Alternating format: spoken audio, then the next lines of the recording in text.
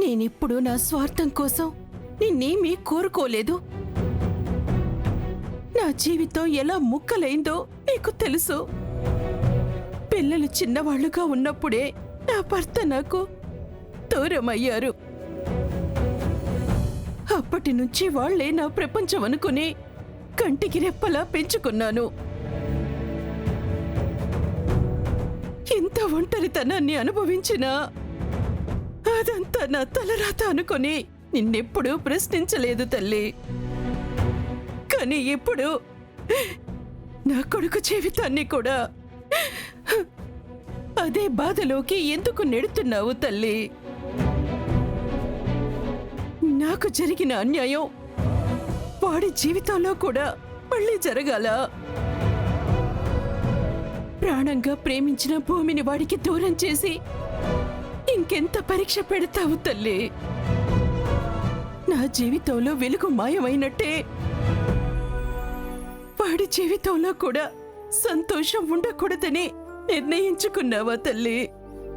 ప్రతిరోజు నీ పేరుతో చేసిన పూజలు, నీకు సమర్పించిన నైవేద్యాలు, వాటి ఫలితం ఇదేనా?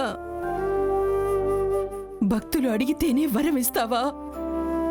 ఏది ఎప్పుడు ఇవ్వాలో నీకే బాగా తెలుసు కదా.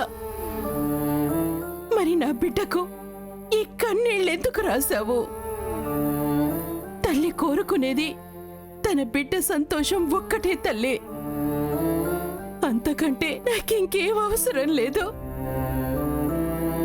దయచేసి వాళ్ళిద్దరిని ఒక్కటి చెయ్యి. అవసరమైతే నా ప్రాణాలు తీసుకో. నేను లేకపోయినా పర్వాలేదు, కానీ నా కొడుకు కోడలు మాత్రం జీవితాంతం సంతోషంగా ఉండాలి.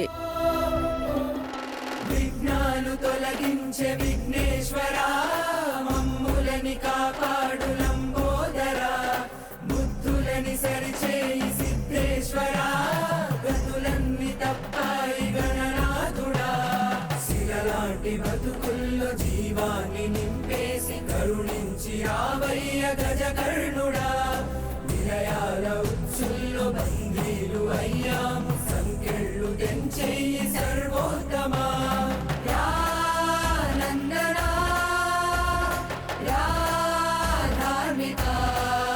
నా కొడుకు జీవితాన్ని నీ చేతుల్లో పెడుతున్నాను.